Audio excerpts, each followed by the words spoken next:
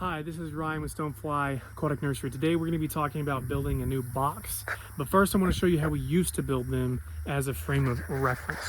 We've used anything from a 2x4 to a 2x12 on our sidewalls here, just whatever height or depth you're wanting for your box. That's totally up to you.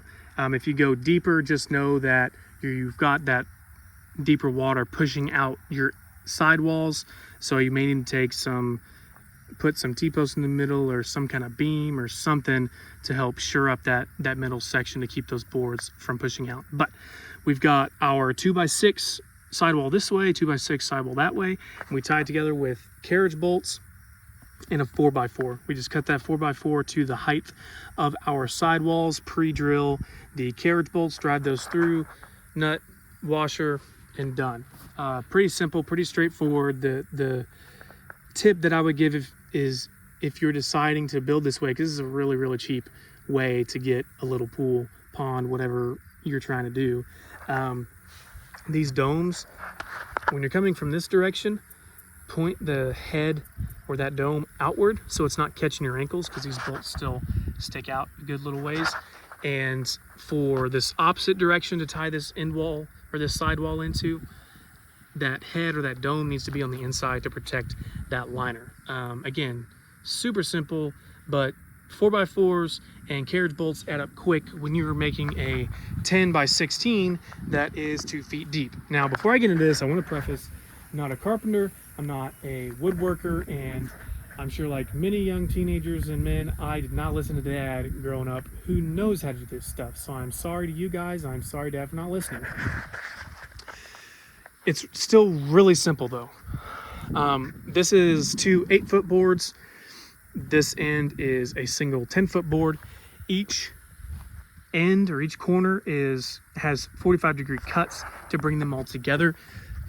We have a screw that goes here and here underneath these straps just to hold this corner together until the straps are on. We did the same thing down here. So under those straps are 2 more screws that are holding those together. Now, the thin straps are meant to tie these 2 boards and help tie these 2 boards together. As you see, we got another one down here because this is where that split is between one 2x12 and another 2x12.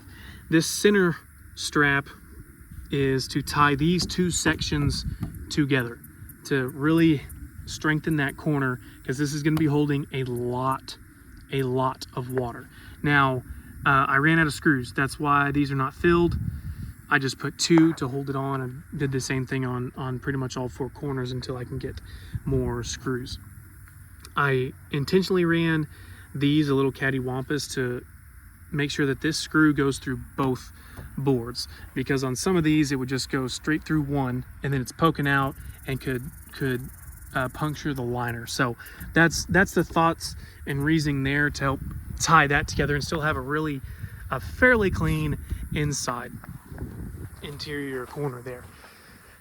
This scrap 2x6 is just tying these 8-foot pieces together, and we did the same 45 degrees to bring those ends together. I accidentally flipped which direction the ends go when I was cutting these, and I'll level this off before we finish. But really simple.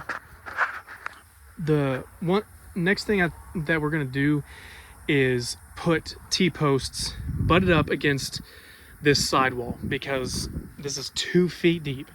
This is a lot of water, a lot of area, so that water is going to have constant pressure pushing out, and I can already move it.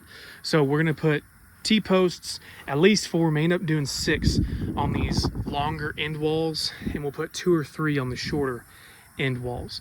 Now, these cross sections that are going perpendicular across the whole pond, what we're going to do is use some nylon rope to run across and maintain that pressure of the T-post, and I'll add on to the video later to help explain that a little better, because it's hard for me to describe because I'm bad with words. In here, this dirt right here is just to help fill in some holes. Right there wasn't even contact with the ground, and the same over here.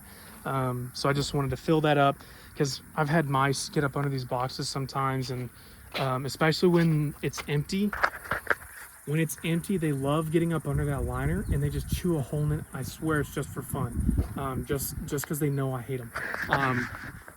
But that's mainly to keep the mice out on these pieces that aren't touching the ground.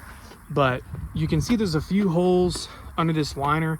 Honestly, I've left them worse before. I've done them a lot better, and I've never had a problem either way. So I just kind of got the worst holes, filled them in, kind of patted it down a little bit. You can see some of this hard clay. Those clay balls didn't quite crush up.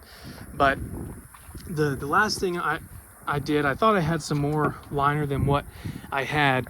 This is excess liner, and I just wanted to put it on here to be under the primary liner to protect it just a little bit more. I've literally never ever done this before, putting something else under the primary liner, and I've only had two ponds be kind of leaky. You can see how many boxes we've got over here. There's more behind these totes, and there's more in the greenhouse, and I've only had 2 out of the probably 20 or so, maybe 25 out here that have leaked. So this was a real big liner, just wanted a little more protection. And there were some milkweeds in here, really just around here, that I weeded it down, that were big enough to be kind of stemmy and kind of a rigid, almost woody stem, and I didn't want those to puncture. So I really just put those down, if not for any other reason, but to make me feel better, to tell myself, yes, I'm trying to protect the liner. So that's the last step that I'm going to take today. Our next step is probably going to be the T-posts on the sides, and we'll follow that up with the nylon rope to maintain that pressure. And the liner should be here relatively soon, hopefully by the end of the week.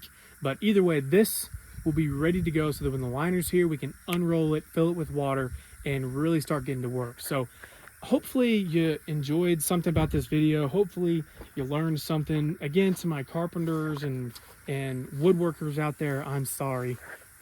Please forgive me. But is it ugly? Oh yeah, 100% super ugly. Is it gonna work? Oh yeah, 100% super gonna work.